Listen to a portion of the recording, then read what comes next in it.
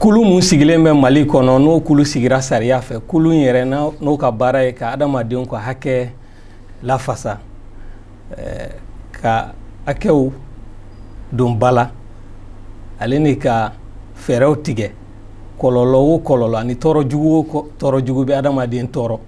a ka adamadenya la ka kɔn ka fɛɛrɛ tigɛ o la o kana se ka adamadenw tɔɔrɔ o b'a yira k'a fɔ bi an ka jamukan mina kuma hakɛ kow de kan an kɛn bɛ ka garisɛgɛ sɔrɔ ka kulu in yɛrɛ ɲɛmaaba sɔrɔ kulu in de ye Commission nationale des droits de l'homme ni dɔw k'a ma CNDH o ɲɛmaaba Agibu Buwari ale y'an ka bi mɔgɔ welelen ka se ka na kuma ka mɔgɔw lasɔn i b'a fɔ jamukan yɛrɛ tɔgɔ b'a fɔ cogo min à vous de convaincre bi adamadenw ko hakɛ bɛ cogo di Mali kɔnɔ an b'a dɔn k'a fɔ an bɛ wagati min na wagati kɛrɛnkɛrɛnnen don Mali bɛ wagati min na lakana sira kan kuma caman bi ka fɔ ale ni wale minnu kɛra wagati laban in na jamana in kɔnɔ nin bɛɛ b'an bila ka ɲininkali kɛ bi adamadenw ko hakɛ bɛ yɔrɔ jumɛn bi Mali kɔnɔ n'o y'a sɔrɔ ani a lakananen don adamadenw b'u ka hakɛ kɔnɔ an ka se k'o dɔn gɛlɛya mun fana b'a la an ka se k'o dɔn olu fana ka kulu ka wuli ka jɔ u sigikun an ka se k'o faamu o la sa an bɛ président fo président an b'i fo an ka weleli jaabili la i ni ce Timbo bien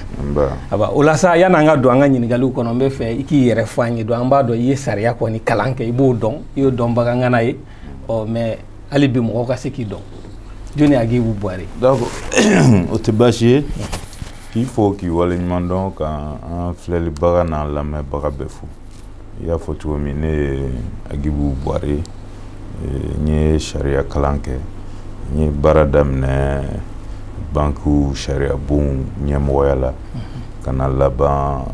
syndicat kow la fo ka se conseil économique la ka ko membre ye donc ka sɔrɔ ka kɛ cakɛlaw ka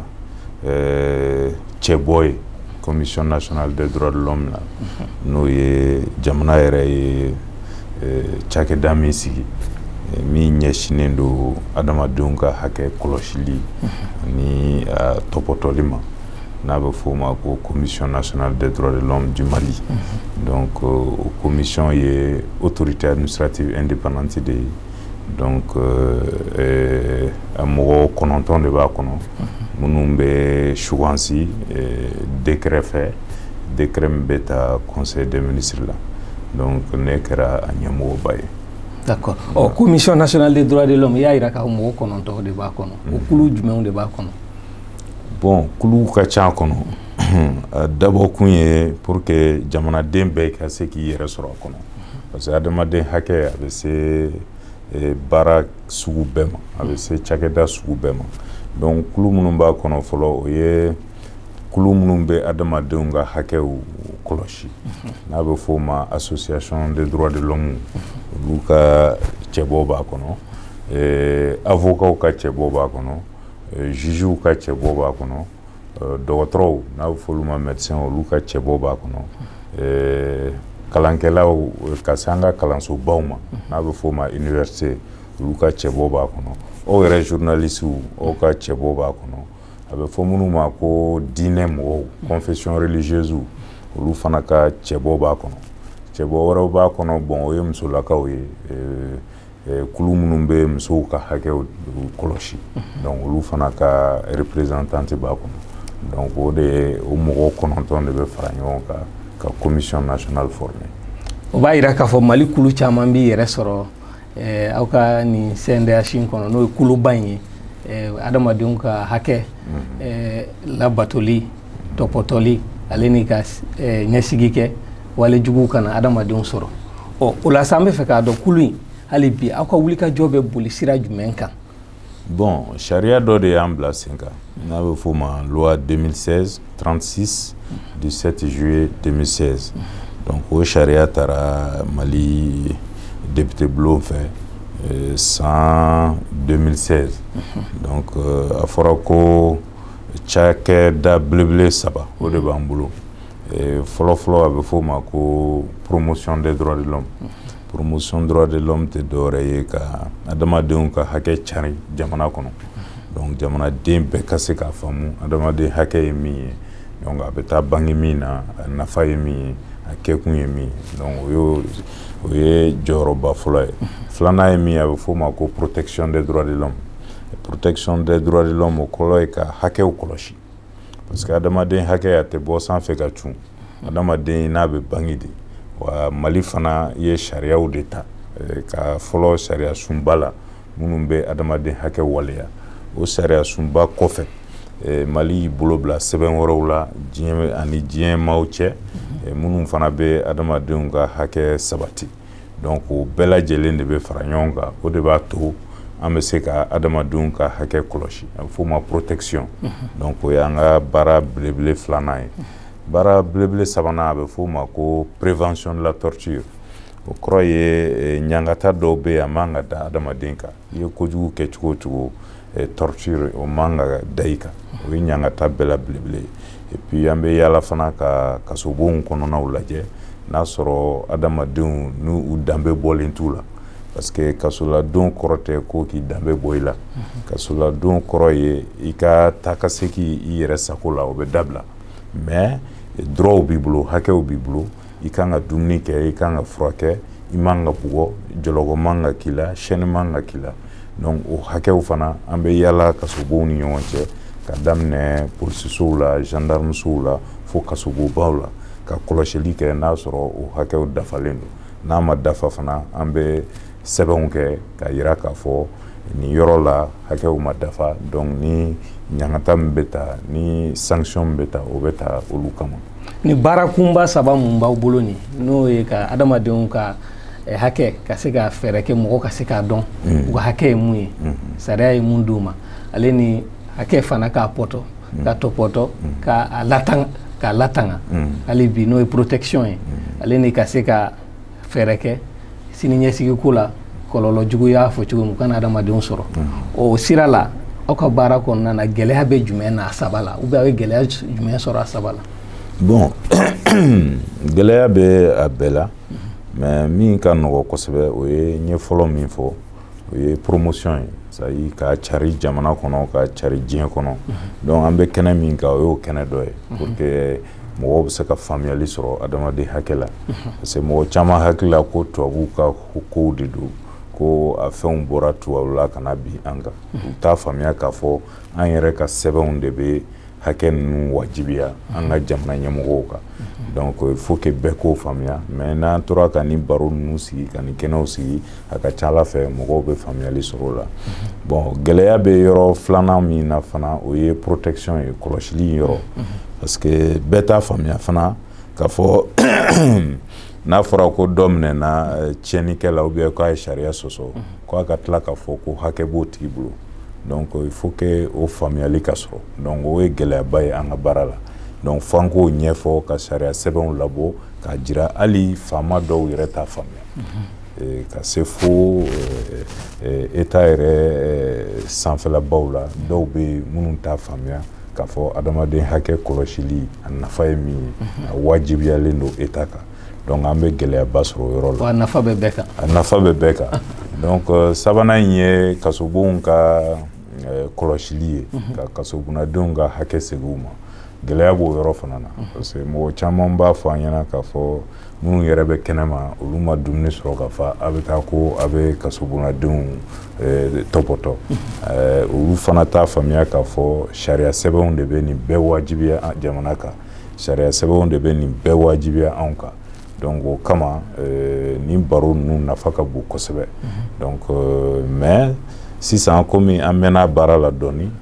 minnu yɛrɛ bɛ n'a bɛ f'u ma ko surveillant de prison c'est-à-dire minnu bɛ kasobunadenw kɔlɔsi u ye faamuyali sɔrɔ a la sisan sinon a daminɛ an ka donni tun ka gɛlɛn dɔɔni dɔw tun tɛ sɔn an ka don u tun tɛ sɔn an ni kasobunadenw ka ɲɔgɔn kumaɲɔgɔnya parce que n'an n'olu bɛ ɲɔgɔn kumaɲɔgɔnya a tɛ kɛ surveillant ɲɛna parce que ni surveillant bɛ kɛrɛfɛ a ka ca ala fɛ u bɛ siran ka fɛn dɔw fɔ k'a fɔ tɔɲɔni minnu bɛ da u kan ani u ka hakɛ minnu bɛ buruja donc an b'a wajibiya surveillant ka bɔ yen an n'u ka ɲɔgɔn kumaɲɔgɔnya donc caman bɛ ka deli a la sisan et caman bɛ ka a nafa ye sisan parce que a bɛ ko caman yɛrɛ nɔgɔya olu ka baara la. D'accord mun ye ka adamadenw ka hakɛ ka se ka fɛɛrɛ kɛ mɔgɔw ka se k'a dɔn hali bi an b'a dɔn jamana in kɔnɔ caman bɛ u t'a dɔn sariya kɛmɛ ka hakɛ mun d'u ma o yɔrɔ la an b'a ye k'a fɔ gɛlɛyaba bɛ yen o gɛlɛya i yɛrɛ da sera a ma o gɛlɛya in bɔra yɔrɔ jumɛn aw yɛrɛ ka kulu de don wa ou bien mɔgɔ wɛrɛw de kan k'aw dɛmɛ hali bi a baara la. Bon a gɛlɛya i y'a fɔ cogo min an bɛɛ kan k'an bolo di ɲɔgɔn ma an bɛ to k'a fɔ an ka kuma kɔnɔ ko la protection des droits de l'homme est une responsabilité partagée c'est-à-dire n'an bɛɛ de farala ɲɔgɔn kan a ka ca Ala fɛ adamaden hakɛw bɛ se ka sabati donc aw journalistes jɔyɔrɔ ka bon baara la kosɛbɛ parce que o yɛrɛ kama aw ka cɛbɔ bɛ commission nationale la donc n'an tora ka ni barow sigi a ka ca Ala fɛ ka ɲɛfɔliw kɛ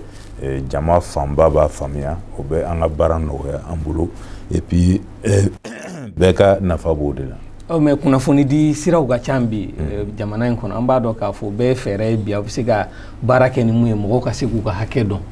CNDH yɛrɛ bɛ k'o baara kɛ bi. An bɛ k'o baara kɛ parce que an ye a bɛ fɔ min ma stratégie de communication an y'o labɛn bon et puis an bɛ ye bɔlɔlɔ sanfɛ ka caya an bɛ kunnafoniw di an bɛ sɛbɛnfuraw kɔnɔna ka jɛnsɛn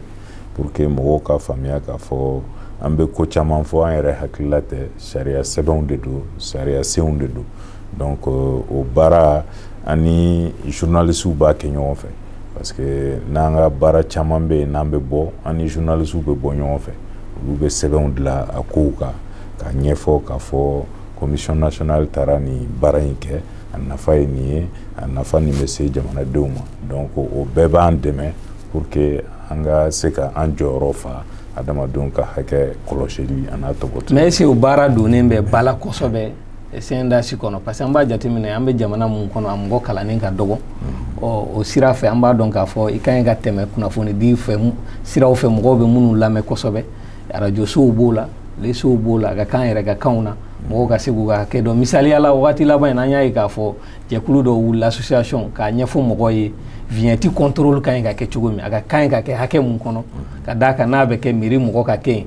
polisi kelen tɛ se ka vignette contrôle kɛ mɔgɔ bɛɛ dabali banna ka d'a kan mɔgɔ si kun t'a dɔn k'o ye sariya ye o n'a ɲɔgɔnna caman o hakɛw bɛ mɔgɔw bolo u t'a dɔn o b'a yira k'a fɔ o baara fana dɔ b'a jɛ dɛ. Non o baara nafa ka bon kojugu o de la a tɛ se ka kɛ fo ka se a dan na an kɔni an b'a nafa dɔn an b'a dɔn k'a fɔ n'an m'o wulikajɔ caya a ka ca Ala fɛ an ka baara nɔba tɛna ye donc o kama an ka stratégie de communication ye an bɛna don ba la donc n'an y'a don ba la i y'a fɔ cogo min i ye fɛn fɛn fɔ sisan o bɛɛ b'a kɔnɔ k'a fɔ ka émission kɛ bamanankan na ka caravane kɛ ka yala yala dugu fan bɛɛ fɛ ka adamaden hakɛ barodaw sigi yɔrɔw la ka clubw yɛrɛ sigi yɔrɔw la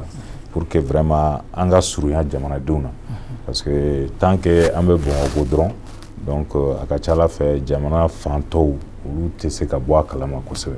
donc nin bɛɛ b'an ka stratégie de communication kɔnɔ n'Ala sɔnna ma ani médiaw bolo bɛna kɛ ɲɔgɔn bolo ka taa fɛ kosɛbɛ pour que an ka se ka kunnafoni jɛnsɛn kosɛbɛ an ka se ka ɲɛfɔli kɛ fo ka se adamadenw ka faamuyali yɔrɔ ma. Mun ye adamadenw ka hakɛ kɔlɔsili aw kɛn bɛ ka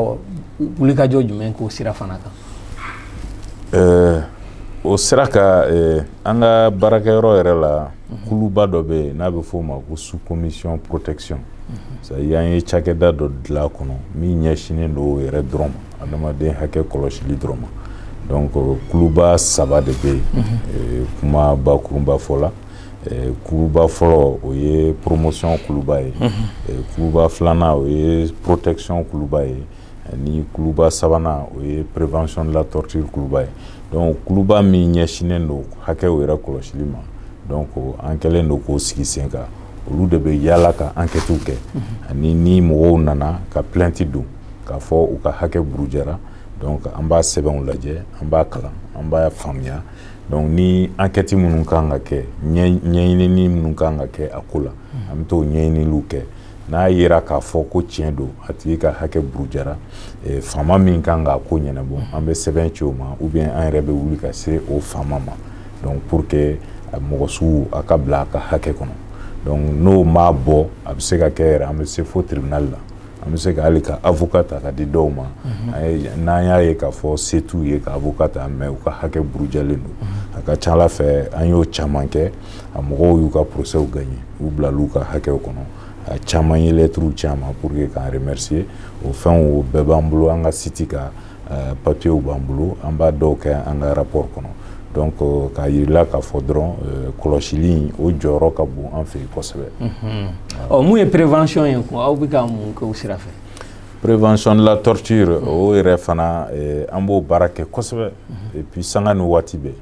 parce que o gɛlɛya ye min ye siɲɛ kelen t'o bɔ k'a fɔ n taara nin kasobon in lajɛ bi n bɛ n sigi fo san wɛrɛ o t'a bɔ parce que n'e bɔra ye bi n'u y'a dɔn i bɛ ka na u bɛ se ka ko dɔw labɛn mais n'i y'i kɔ don a bɛ segin kɔrɔlen na mais kuma caman an bɛ cun u kan a bɛ f'o ma visite inopinée an t'a suga voilà ka bali ka cun u kan pour que k'a lajɛ n'a sɔrɔ vraiment kasobonnadenw b'u ka hakɛ kɔnɔ hakɛ in bɛ se hali olu baarakɛlaw ma parce que baarakɛlaw ka hakɛ fana o ye adamaden hakɛ dɔ ye donc kɔlɔsili in bɛ boli nin bɛɛ de kan donc o hukumu kɔnɔ an bɛ se ka san kɔnɔ an bɛ se ka visite 30 ɲɔgɔn kɛ Mali région bɛɛ kɔnɔ sauf Kidal ni Tombouctou.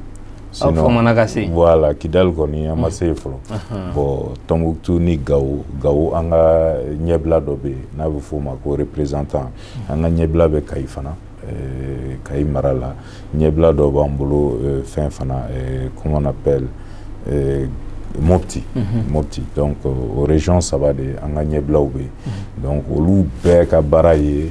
kalo kɔnɔ u bɛ se ka taa siɲɛ 2 kasobon na u bɛ se ka taa commissariat la u bɛ se ka taa gendarmerie la ka taa lajɛ ni dɔw a bɛ fɔ min ma ko garde à vue délai de b'o la sariya de b'a fɔ k'a fɔ i man ka tɛmɛ délai dɔ kan garde à vue kɔnɔ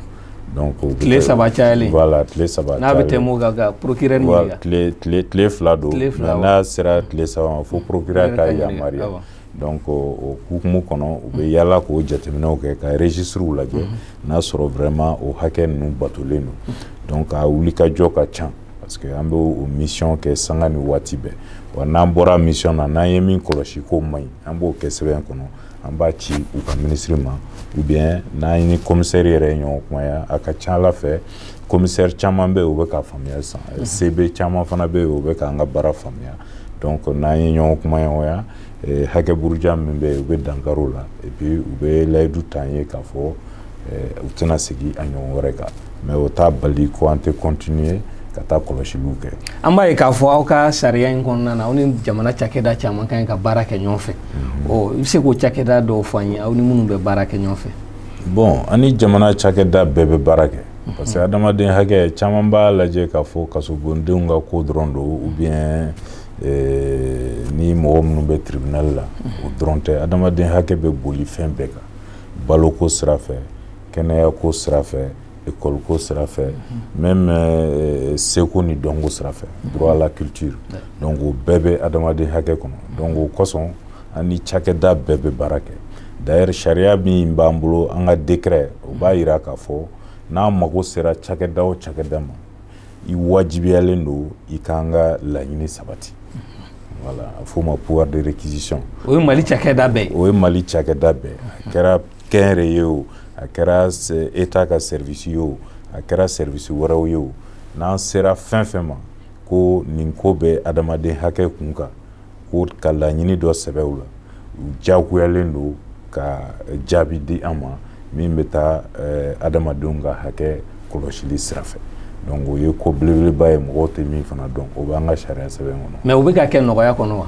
bon caman t'a faamuya ni minnu m'a faamuya an bɛ taa ni sariya sɛbɛn ye an b'a juru la a ka ca ala fɛ caman bɛ sɔn u b'a faamuya o la parce que an bɛ fɛn dɔ fɔ sariya ko kɔnɔ ko nul n'est censé ignorer la loi mais an ka jamana kɔnɔ o contraire de don parce que sariya sɛbɛnw bɛ tubabukan de la donc jamana fanba tɛ tubabukan faamu donc ni sariya sɛbɛnw sera ka traduit ka bayɛlɛma an ka kanw na o bɛ kow nɔgɔya kosɛbɛ donc an diyagoyalen don n'an bɛ taa an ka taama ninnu na an bɛ sariya sɛbɛn ninnu ta k'a bila an kun ka taa pour que ka ɲɛfɔ kɛ mɔgɔw ye mais n'a ɲɛfɔra min ye siɲɛ kelen an bɛ copie kelen d'o ma o b'a faamuya ainsi de suite donc a baara ma nɔgɔn tile kelen baara tɛ. d'accord sisan an bɛna don kumakun yɛrɛ kɔnɔ kosɛbɛ n'o ye adamadenw ka hakɛ ye a bɛ lahala jumɛn na bi Mali kɔnɔ. bon adamadenw ka hakɛ Mali kɔnɔ bi a tɛ lahala ɲuman na tiɲɛ ka di Ala ye parce que on ka baara fɔra de an ka kɛ impartialité ni indépendance kɔnɔ c'est-à-dire an tɛ ɲɛkun lajɛ k'an b'a kɛ n'i y'o kɛ adamaden hakɛ kɔlɔsili la i tɛ baara ɲuman kɛ donc min kɛra i b'o de fɔ caman t'a faamuya dɔw b'a fɔ n'an ye fɛn dɔw ɲɛfɔ burujali dɔw ɲɛfɔ k'an bɛ jamana janfa ou bien an bɛ kunnafoniw di an jagoyalen de don an y'o kalan ka siɲɛ de kɛ Cour suprême na parce que sɔnni an ka baara in daminɛ an bɛ taa serment prêter Cour suprême na o ye serment bɛɛ la belebele ye jamana kɔnɔ serment tɛ min sanfɛ magistrats yɛrɛ b'o de prêter président bɛɛ b'o de prêter Cour suprême na donc n'i y'o serment prêter jagoya i ka baara kɔnɔ i b'a kɛ ni tiɲɛ de i tɛ se ka namara don a ko la n'i ye min ye i b'o fɔ n'i ma min ye i t'o fɔ donc an bɛ baara kɛ n'o hakilila de donc k'a yira k'a fɔ adamaden hakɛ a tɛ lahala ɲuman na bi Mali kɔnɔ hakɛw batolen tɛ hakɛw batolen tɛ k'a daminɛ kɔrɔyan fan fɛ burujali dan don ka mɔgɔ ni minɛ na fo ma atteinte au droit à la vie o caman bɛ kɛ ka se fali walew an ka centre ma Mopti fo kana Segu fali walew caman bɛ kɛ o kɔfɛ fana mɔgɔw bɛ bana musow bin bɛ k'u ka musow tɔɔrɔlen don olu bɛɛ ye hakɛ burujaw ye o caman dun de bɛ ka kɛ jamana kɔnɔ bi bon n'olu kɛra état de kan k'i jɔ a jɔyɔrɔ la k'o bali a bɛ fɔ min ma ka jamanaden bɛɛ ka sécurité assurée ka vraiment jamanaden bɛɛ ka bien an'u yɛrɛbakun k'u kɔlɔsi k'u ka sécurité assurée n'o de ma se ka kɛ an b'a fɔ n ko y a violation des droits donc o ye hakɛ buruja ye donc o dun de caman bɛ jamana kɔnɔ ka bɔ kɔrɔyan fan fɛ ka se tɛmɛ Mopti la ka na fo Segu fo Kayi jɔnya wale minnu bɛ yen an da bɛna s'a ma n'Ala sɔnna ma donc o bana kɔfɛ droit à l'éducation denmisɛnninw ka kalanko parce que o fana bɛ sariya sunba kɔnɔ k'a fɔ denmisɛnnin bɛɛ ni kalan ka kan mais an y'a ye k'a fɔ jatigɛ wale kɛbagaw u ye kalanso caman datugu donc o denmisɛnninw ka hakɛ burujalen don u tɛ taa kalan na o kɔfɛ fana karamɔgɔ dɔw ka grève waati dɔw la o cayara ka tugu ɲɔgɔn nɔfɛ o bɛɛ bɛ dankari denmisɛnninw ka hakɛw la mais nin bɛɛ la mɔgɔw kan ka min faamuya k'a fɔ i ye sariya sɔsɔ siɲɛ kelen o ni adamaden hakɛ burujali tɛ kelen ye adamaden hakɛ burujali ye ni jamana min jɔ a jɔyɔrɔ la pour que k'i ka hakɛ mun ka kan k'o di voilà c'est ça voilà an bɛ se k'a fɔ o la jamana marabaga bɛ minnu bolo olu de m'u jɔ u jɔyɔrɔ la bi maliyɛnw ka hakɛ ka d'u ma wa sariya sira fɛ o jɛlen don n'a fɔra ko hakɛ burujɛra ko état ma se ka a tigilamɔgɔw minɛ k'u kiri parce que n'i y'a yɔrɔ dɔw yɛrɛ jateminɛ i b'a sɔrɔ sariya so tɛ yen bilen mɔgɔw bolila parce que u bɛ siran donc or o ye état de ka baara ye jamana ka baara de y'o ye donc ka lakana sabati pour que juges ka se k'u ka baara kɛ minnu bɛ dankari mɔgɔw ka hakɛ la pour que ka se ka olu minɛ k'u kiri n'o ma se ka kɛ dɔrɔn o ye jamana nɔ ye a bɛ fɔ ko jamana minnu bɛ ka mara vraiment jamana hakɛ burujalen don u fan fɛ. D'accord an b'a ye k'a fɔ san o san aw bɛ aw ka rapport kɛ sɛbɛn bɔ ka jateminɛ kɛ san kɔnɔ a ye mun jateminɛ adamadenw ka hakɛ batoli la ale ni gɛlɛya minnu donn'a kɔnɔ o rapport mun bɛ bɔ san tɛmɛnenw ani ɲinan ta i bɛ se k'a fɔ an ye aw ka ɲinan rapport an b'a dɔn a ma bɔ fɔlɔ n ka faamuyali la mais i bɛ se ka mun fɔ an ye danfara la depuis CNDH sigira rapport minnu bɔra ale ni ɲinan ta an bɛ wagati mun na danfara jumɛn bɛ a wagatiw ni ɲɔgɔn cɛ. Bon danfara ba t'u cɛ parce que sariya min b'an sigi o de b'a fɔ an ka rapport bɔ san o san a bɛ fɔ o ma rapport annuel sur la situation des droits de l'homme donc o rapport kan ka an ye fɛn fɛn kɔlɔsi san kɔnɔ k'a fɔ k'o ye hakɛ buruja siraw ye ani an yɛrɛ ye wulikajɔ minnu kɛ pour que ka dankariw la donc an b'o bɛɛ de kɛ o sɛbɛn in kɔnɔ n'a bɛ fɔ o ma rapport annuel bon rapport in nafa ka bon parce que a kan ka débattu yɛrɛ assemblée de la salon ta an taara assemblée nationale la an taara a débattu plénière la donc pour dire à quel niveau ministre de bɛ taa n'a ye ou bien aw yɛrɛ an yɛrɛ de bɛ taa n'a ye an yɛrɛ de bɛ taa n'a ye donc an b'a ɲɛfɔ députéw ye ni ɲininkali minnu b'u bolo ka sɛbɛn na u b'o ɲininkaliw sɛbɛn na mais u tɛ se k'an ka rapport kɔnɔna falen parce que rapport nin a tɛ se ka falen donc n'an tilala o procédure la rapport in kelen bɛ di jamana ɲɛmɔgɔ ma président ma kelen bɛ di premier ministre ma kelen bɛ di institution kuntigi bɛɛ ma yɔrɔ institution seegin de bɛ Mali kɔnɔ constitution sera fait donc kelen kelen bɛ d'olu bɛɛ ma bon ɲinɛ rapport kɔnɔ toujours min b'a kɔnɔ adamaden hakɛ burujalibaw la o ye fagali walew ye ani ka mɔgɔw bugɔ k'u bana k'u jongi jatigɛ wale siraw fɛ ani ka bin musow ka musow ka hakɛw daraki o ka ca kɔnɔ kosɛbɛ ekɔlidenw ka hakɛ burujali o fana b'a kɔnɔ même ka se syndicats ma syndicat n'a bɛ f'o ma liberté syndicale o burujaliw b'a kɔnɔ parce que ni bagabaga sera baarakɛlaw ma u ka liberté syndicale kɔnɔ o fana ye hakɛ buruja ye donc olu bɛɛ b'a kɔnɔ fo ka taa se jɔnya wale ma an ye a fanba k'o fana kan parce que an ye kɔlɔsi k'a fɔ o bɛ ka taa sira min fɛ a sira man ɲi donc an ye baara fanba boli o fana kan donc o n'a ɲɔgɔnna caman olu de bɛ sɛbɛn in kɔnɔ. D'accord, an b'a ye k'a fɔ san 2019 2019 wale dɔw kɛra Mali kɔnɔ précisément Ogosago ani Sobanda o tɛ fali wale baw a wagati la aw fana ye communiqué kɛ k'a ɲini jamana marabagaw fɛ a wagati la k'aw bɛ fɛ u ka baara kɛ ni sira mun ye aw y'o yira bi an bɛ fɛ k'a dɔn aw yɛrɛ ka wulikajɔ kɛra sababu ye o sira kan an ka se ka mun de faamu fali wale minnu kɛra ka tɛmɛ. Bon fali wale mun kɛra Ogosagu ani Sobanda Ogosagu ta ne yɛrɛ taara fo Mopti mara la pour que ka taa a sɛgɛsɛgɛliw la n'a fɔ ma enquête bon an ma taa terrain yɛrɛ kan mais an danna Mopti an taara hôpital la minnu banana na minnu fagara la u somɔgɔw an ye ɲininkaliw sɛbɛn o la an ye rapport k'a kan an ye sɛbɛn latigɛlen k'a kan donc k'o sɛbɛn bila ka taa di faamaw ma donc n'an y'o sugu kɛ an ka laɲiniba ye min ye minnu ye kojugu in kɛ u nɔ ka minɛ u ka ɲangi a bɛ f'o ma lutte contre l'impunité c'est à dire mɔgɔ si kana se k'i sago kɛ ko fɛn tɛ bɔ a la surtout ni dankarila adamadenw ka hakɛ la ka se nin niveau la donc an bɛ kɛlɛba an bɛ wulikajɔ kɛ o sira de kan kosɛbɛ k'a fɔ état ye k'a fɔ jamanakuntigiw ye nin ko man ka bila ten minnu ye nin dantɛmɛ wale in kɛ ani nin hakɛ buruja in kɛ u nɔ kan ka minɛ fo ka taa se kiri ma u ni ɲangata min ka kan o ka da u kan donc n'o kɛra waati min mɔgɔw hakili bɛ sigi parce que minnu tɔɲɔna a bɛ f'olu ma k'olu ka droit à réparer la réparation du préjudice donc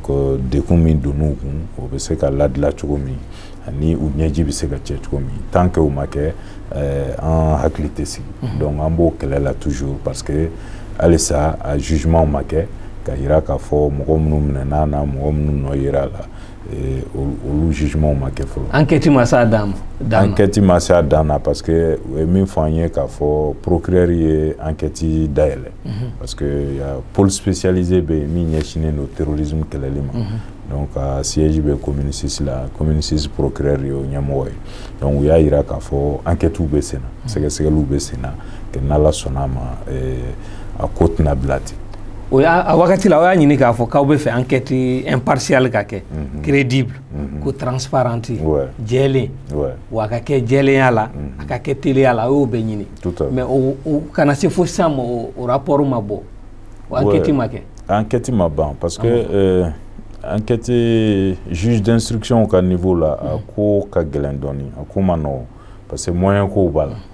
an bɛ jamana min kɔnɔ k'a fɔ est ce que moyen bɛɛ dilen don jugew ma pour que u ka se ka enquête kɛ teliya la o fana ye ko dɔ ye tugun donc o la an b'a fɔ fana jamana minnu nanen don n'u bɛ k'an dɛmɛ n'o bɛ se division des droits de l'homme MINUSMA mɔgɔw ma olu fana bɛ se k'an dɛmɛ parce que moyen caman b'olu bolo minnu b'a to yɛrɛ u bɛ se ka se terrain kan hali ka insécurité so sen na or an ka mɔgɔw ka ca Ala fɛ an tɛ se ka taa fo jamana yɔrɔ dɔw la an bɛ don min na i ko bi na insécurité kama mais moyens b'olu bolo hélicow b'u bolo fɛn wɛrɛw b'u bolo dronew b'u bolo minnu bɛ se ka se fo kɛwale jugu kɛra yɔrɔ minnu na ka taa kɔlɔsiliw ni fɛnw kɛ donc o bɛɛ fana b'a ko sumaya dɔɔni donc o kama hali n'a mɛnna an tɛ ɲinɛ an tɛ sunɔgɔ an bɛ continuer ka exiger pour que enquête in ka se a dan na vraiment mɔgɔw nɔ ka minɛ. Aw y'a yira k'a fɔ dɛmɛbagaw jɛkuluw b'an na bi MINUSMA bɛ yen u ka division droit de l'homme olu y'u ka rapport bɔ a kan san 2019 laban na u y'u ka rapport bɔ wale minnu kɛra o sago k'a yira k'a fɔ k'a kɛra cogo min ko labɛnnen don ani mɔgɔ sugu minnu fana kɛra sababu ye ka fali kɛ u ye dɔɔnin fɔ a bɛɛ la o rapport aw kun tɛ se ka baara kɛ n'o ye ou bien Mali tɛ se ka baara kɛ n'o ye. Bon, Mali bɛ baara kɛ n'o ye mais o dɔrɔn t'a bɔ parce que o rapport tɛ juge ka rapport ye danfara b'u ni ɲɔgɔn cɛ a bɛ fɔ anw ka rapport ma ni MINUSMA ye o rapport min kɛ ko rapport d'établissement des faits u bɛ fɛnw fara ɲɔgɔn kan u fana ka procédure bɛ yen mais o ni juge ka procédure tɛ kelen juge d'instruction fana ka sɛgɛsɛgɛli bɛ kɛ cogo min o fana bɛ kɛ sariya bolo de kɔnɔ. Donc, mais juge bɛ se k'i servi o rapport in na pour que k'a dɛmɛ kosɛbɛ donc a ka ca Ala fɛ an y'a dɔn a rapport b'u bolo min kan ka tɔmɔ a la u b'o tɔmɔ a la. Aw n'u ye baara kɛ rapport in kan wa? Jɔnw? MINUSMA division droit de l'homme. Ayi an n'u ma baara kɛ an y'an ka rapport kɛ a dan ma u y'u ka rapport k'a dan ma. Mais u ka baara kɔnɔ u bɛ s'aw ma wa aw n'u bɛ jɛ ka ko dɔw kɛ wa? An n'u bɛ jɛ ka kow kɛ parce que mɔgɔw kan ka min faamuya division des droits de l'homme a bɛ komi an diyagoyalen don an n'u ka baara kɛ parce que commission nationale des droits de l'homme sigili jamanaw kɔnɔ ONU de y'a décidé assemblée générale de l'ONU o de y'a décidé donc a bɛ jamana caman kɔnɔ donc n'o kɛra an ka kuntigiba a bɛ f'o ma haut commissariat des droits de l'homme donc o bɛ Genève donc division des droits de l'homme bɛ relevé o de la. Donc on fana anw ni division des droits de l'homme an ka baara ye diyagoya ye parce que an bɛɛ ɲɛsinnen don adamaden hakɛ kɔlɔsili de ma adamaden hakɛ a liyelen tɛ jamana na a liyelen tɛ siya la a liyelen tɛ k'i ye faama i ye fantan ye n'a fɔra k'i ye adamaden ye ka ban i ni hakɛw de bɛ bani donc an bɛ baara kɛ n'o hakilila de o de kama k'a fɔ dunanw nana ou bien mɔgɔ wɛrɛw nana o t'a ko la an bɛɛ ka baara ye ɲɛsinnen don hakɛ kɔlɔsili de ma o kama diyagoya an b'an bolo di ɲɔgɔn ma ka baara kɛ an t'u filɛ ko dunanw don parce que a bɛ fɔ min ma ko discrimination o man ɲi adamaden hakɛ kɔlɔsili la donc mɔgɔw kan k'o faamuya parce que caman m'o faamuya u b'a filɛ ni filɛla min ye ko dunanw nalen don k'olu b'u da don an ka ko la u tɛ k'u da don an ka ko la u bɛ k'u da don adamaden hakɛ burujali minnu n'o bɛ kɛ olu b'o sɛbɛnw de bɔ anw dun fana ka baara ye o de donc n'an bɛ se ka ɲɔgɔn dɛmɛ o hukumu kɔnɔ diyagoya an bɛ ɲɔgɔn dɛmɛ voilà. An ye jateminɛ kɛ k'a fɔ Mali kɔnɔ enquête caman bɛ dayɛlɛ mais a tɛ s'a dan na o sira fɛ aw tɛmɛ sira wɛrɛ tɛ yen parce que bi mɔgɔ caman jigi ye aw ye tɛmɛ sira wɛrɛ t'aw bolo a ko ninnu na wa pour que enquêtew ka se ka s'u dan na wa? Tɛmɛ sira bɛ diyagoya parce que n'a y'a ye k'a fɔ a sumayala fo ka tɛmɛ a dan kan o b'a jira k'a fɔ ko bonne foi tɛ yen kɔrɔ ye k'a fɔ a tigiw t'a fɛ a enquête ka kɛ ou bien u t'a fɛ a ka teliya donc n'an y'o ye a bɛ fɔ ko mécanisme non juridictionnel ou juridictionnel mécanisme dɔw bɛ yen an bɛ tɛmɛ ni sira dɔw ye o bɛ kɛ ka taa se commission de l'union africaine ma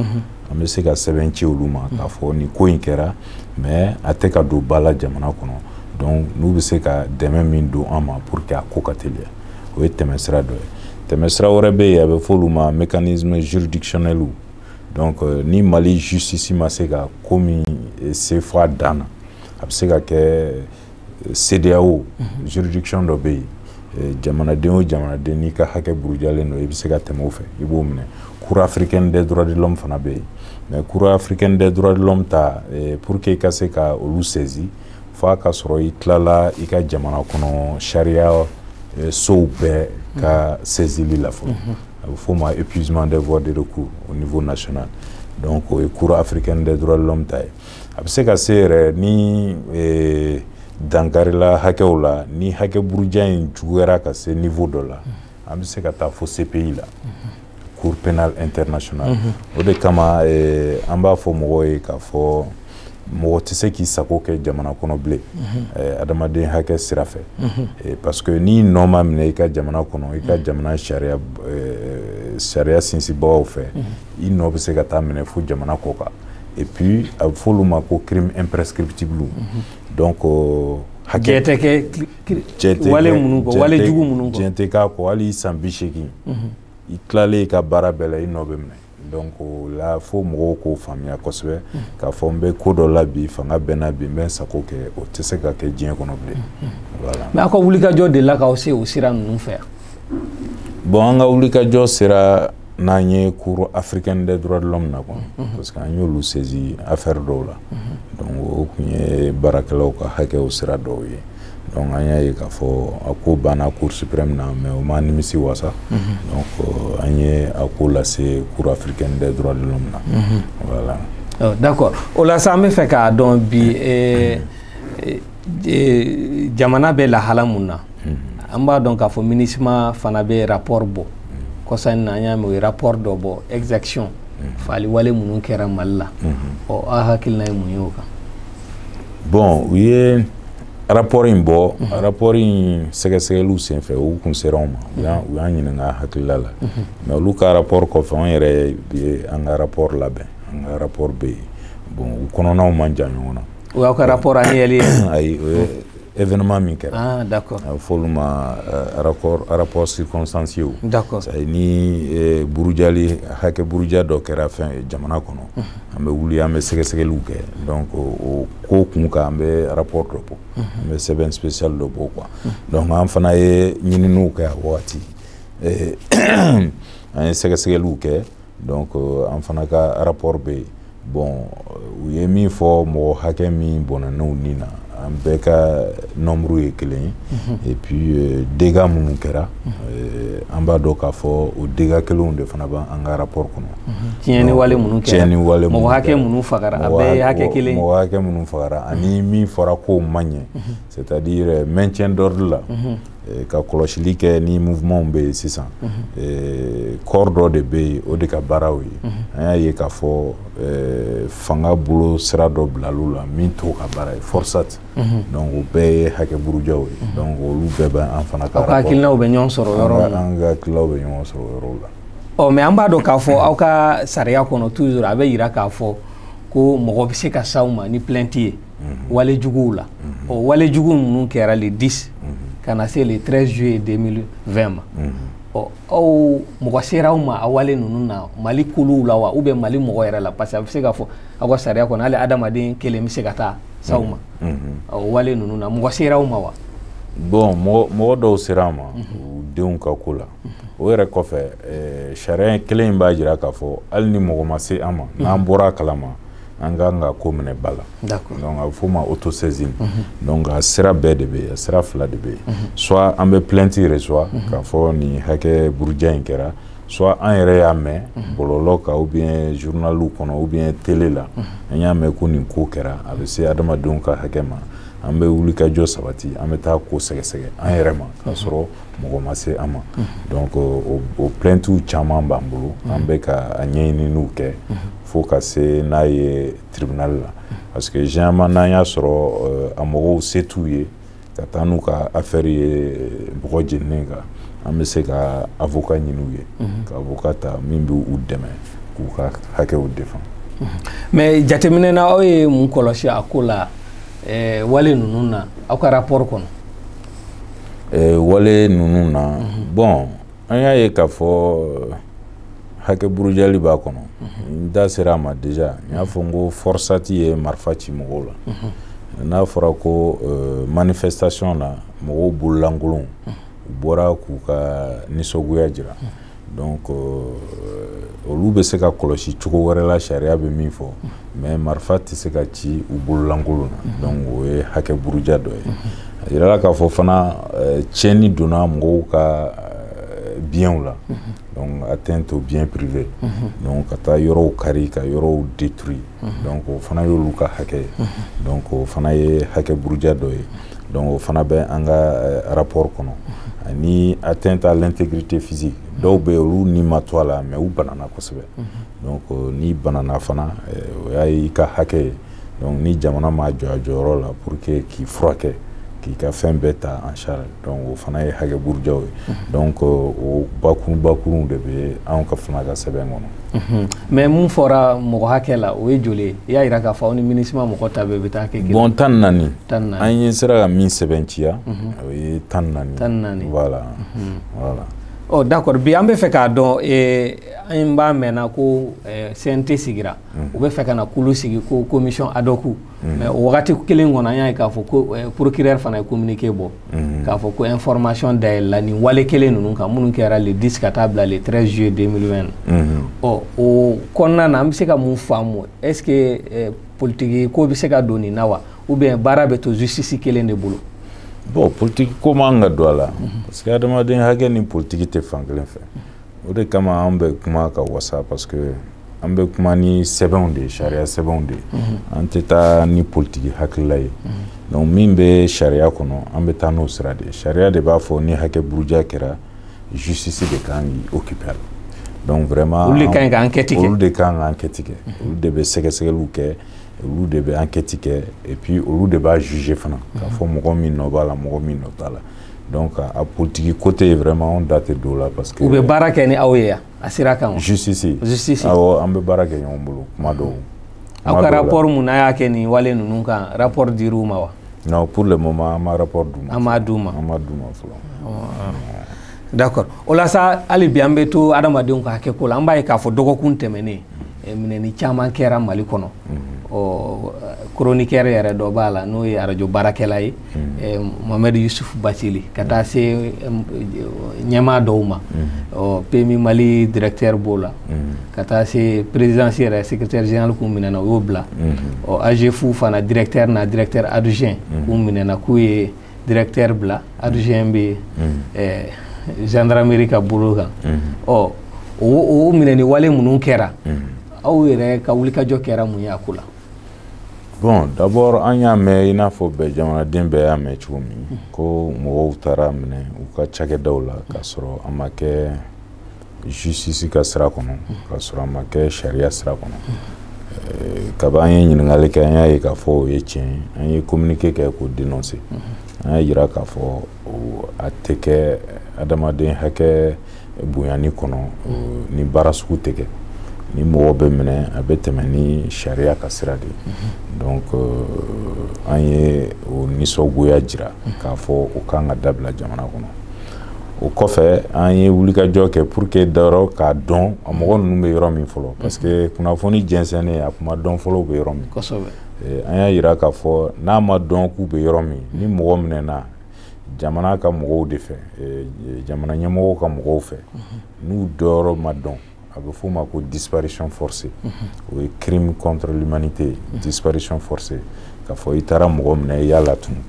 donc e dun bɛ jamana de ka baara la donc o ye crime juguba de ye donc o kɔfɛ a nana yira an na k'a fɔ u bɛ yɔrɔ min u y'a fɔ k'u bɛ SE la an ma se ka se parce que o gɛlɛyaba b'an ka baara kɔnɔ an bɛ se mɔgɔw bɛ minɛ yɔrɔ o yɔrɔ jamana in kɔnɔ an bɛ se a yɔrɔ bɛɛ la fo SE parce que sariya b'a jira k'a fɔ an kan ka se mais fo an bɛ don min na i ko bi an ma se ka se fɔlɔ parce que u ma sɔn donc an bɛ ɲɛfɔliw la ko la an ye sɛbɛnw ci siɲɛ caman pour que ka jira u la k'a fɔ sariya b'an yamaruya an ka se yɔrɔ bɛɛ adamaden bɛ minɛ yɔrɔ min mais il faut préciser aussi que normalement mɔgɔ man ka minɛ ka bila ye parce que mɔgɔ t'u ka baara ye o t'u ka baara ye mɔgɔ kan ka minɛ yɔrɔ minnu na olu sɛbɛncɛyalen don sariya fɛ donc kasow bɛ yen gendarmerie bɛ yen commissariat bɛ yen f'a ka yamaruya fana procureur fɛ voilà justement donc an y'o fana ye kɔlɔsili kɛ o kɔfɛ an y'a dɔn k'u bɛ kan 1 na an wulila ka se an taara service d'investigation judiciaire la an taara an ni dɔw ye ɲɔgɔn kuma ɲɔgɔnya ye bon enquête ko don secret dɔw b'o la an tɛna don o détails bɛɛ la mais an ɲɛ dar'u kan dɔw y'an hakili sigi k'a fɔ ɲangata dɔw bɛ yen u ma da u kan même n'u ka hakɛ dɔw burujara parce que i ka hakɛ ye n'i minɛna i ka se k'i somɔgɔw ye droit de visite et puis i ka minɛ ko ɲuman na ni i droitlen don avocat la sɔrɔdɔnbaga la donc an ye olu jateminɛ k'a fɔ o hakɛw ma sabati donc parce que u somɔgɔw tun b'u ye donc an ye o sɛbɛnw kɛ an ye o lettres ci a kan ka ci yɔrɔ min na donc c'est pour dire que ni adamaden hakɛ n'a burujara yɔrɔ o yɔrɔ an bɛ wuli k'an jɔ kɛra mɔgɔ sugu an y'o caman an b'a ye k'a fɔ i y'a yira i ka kuma na k'a fɔ sécurité d'État ka baara tɛ ka mɔgɔ minɛ ka taa lasago o t'u ka baara ye nin t'a siɲɛ fɔlɔ ye a ma daminɛ sisan nin y'a san damadɔ ye a bɛ kɛ ten a mɔgɔw fɛ aw yɛrɛ ka baara ye ka mɔgɔw ka hakɛw de kɔlɔsi o sira fɛ aw bɛna to ten aw bɛ ka wulikajɔ jumɛn kɛ o walew ka se ka dabila an tɛ to ten parce que an ka rapport tɛmɛnenw na an y'a fɔ fɔlɔ ko an yamaruyalen don an ka taa yɔrɔ bɛɛ hali sécurité d'État la n'a fɔra k'u ye mɔgɔ minɛ bon o kɔfɛ fana a bɛ fɔ minnu ma recommandation an y'a recommandé k'a fɔ sécurité d'État ka sariya min b'a dilan o sariya sigi ka fɔ ka kɛ a kan pour que k'a bayɛlɛma parce que bon a bɛ mɔgɔw hakili jigin fɔlɔ sécurité d'État la jɔkɔrɔ tile waatiw olu dun waatiw tɛmɛna dantɛmɛ wale dɔw bɛ yen a tɛ se ka kɛ diɲɛ kɔnɔ an bɛ démocratie wagati la an bɛ démocratie wagati la donc baara dɔw bɛ yen u tɛ se k'olu kɛ tugun u man k'olu kɛ a man ɲi u yɛrɛ ma a y'a ye k'a fɔ kabi Ibrahim Boubacar Keita ka régime kɔnɔ an ye lettre caman de ci u ma ka f'u ye u ka baaraw dɔw bɛ yen a man ka kɛ a bɛ sariya sɔsɔ et puis n'an y'a kɛ an b'a sariya sɛbɛn juin lettre la k'a fɔ minnu b'a kɛ don n'a nata u nɔ bɛ se ka minɛ nin kɛwale jugu ninnu parce que u b'a se ka kɛ k'a fɔ an bɛ fanga la bi se b'an ye mais i tɛ sini dɔn i tɛ sinikɛnɛ dɔn parce que preuve yɛrɛ ye min ye min tun bɛ kɔrɔlen o bɛ yɔrɔ jumɛn bi donc a bɛ se ka kɛ n'a ye kɛwale jugu dɔw kɛ a nɔ bɛ se ka minɛ a bɛ se ka nɔ minɛ fo CPI la donc an ka ladilikanw bɛ taa o sira de fɛ parce que anw bɛ yen hali ka jamana yɛrɛ ladi adamaden hakɛ sira fɛ parce que an sigira a kama a sɛbɛnw b'an bolo a kalan banna an y'a dɔnniya a dɔnniya banna an ka baara bɛnnen tɛ foyi ma o kɔ donc n'an ye min fɔ généralement u kan ka lamɛn u kan ka dɔn k'a fɔ o de ye ka sira ɲuman d'u kɔrɔ ye parce que n'i bɛ min dɔn i b'o de dɔn a bɛ se ka kɛ a dɔw u t'a faamuya de o de b'u bila a kɛwale juguw kɛli la mais n'i y'a ɲɛ f'u ye ka sɛbɛnfuraw jira u la a ka ca Ala fɛ u b'u dan dɔn u b'a dɔn adamaden hakɛ nafa ye min ye. Mɔgɔ ka plainte delila ka s'aw ma o sira fɛ wa k'a fɔ ko ɲangini walew se taara k'a sɛgɛrɛ ni a mɔgɔ kelen ninnu ye wa aw ka baara kɔnɔ wa? A sera an ma a bɛ san damadɔ bɔ an yɛrɛ kɛra sababu ye ka dɔw bɔ sécurité d'État bolo dɔw kun minɛnen bɛ yen an kɛra sababu ye k'u labila voilà donc a plaintes caman bɛ s'an ma o de la n'an bɛ kuma an b'a fɔ nul n'est à l'abri de la violation de ses droits c'est-à-dire a bɛ se ka se bɛɛ ma mɔgɔw t'a faamuya n'a ma se min ma e yɛrɛ b'o f'i ka kuma na kosɛbɛ n'a ma se min ma o t'a faamu an b'a fɔ parce que an b'a dɔn dossier minnu b'an bolo a dossier bɛ mɔgɔ minnu kun kan tuma dɔw a bɛ faamabaw de kun kan cɛlatigibaw tuuru bɛ se ka se bɛɛ ma voilà tuuru bɛ se ka se bɛɛ ma donc n'an y'a fɔ an b'a dɔn an bɛ ka min fɔ quoi donc mɔgɔ kana fɔ bi ni fanga bɛnna an bɛ ko dɔw kɛ i tɛ sini dɔn parce que jalatigiba dɔw ka dossier sera an ma an yɛrɛ sera dɔw ma minnu kun bɛ kaso la ka t'u ka hakɛ défend k'a fɔ u ka hakɛ kaso la don sɔnni u ka kiiri o waati tɛmɛna n'o waati tɛmɛna sariya kɔnɔ u kan ka labila an y'o wulikajɔw bɛɛ kɛ donc adamaden hakɛ in a bɛ bɛɛ de kun kan voilà. minnu minɛna mun bɛ ka fɔ k'u minɛna mun kama k'u nɔ minɛ ko pour déstabilisation de l'État n'o bɛ kɛ jamana kɔnɔ komi e ye sariya kalan o ka ɲi ka kɛ sira jumɛn kan? Bon,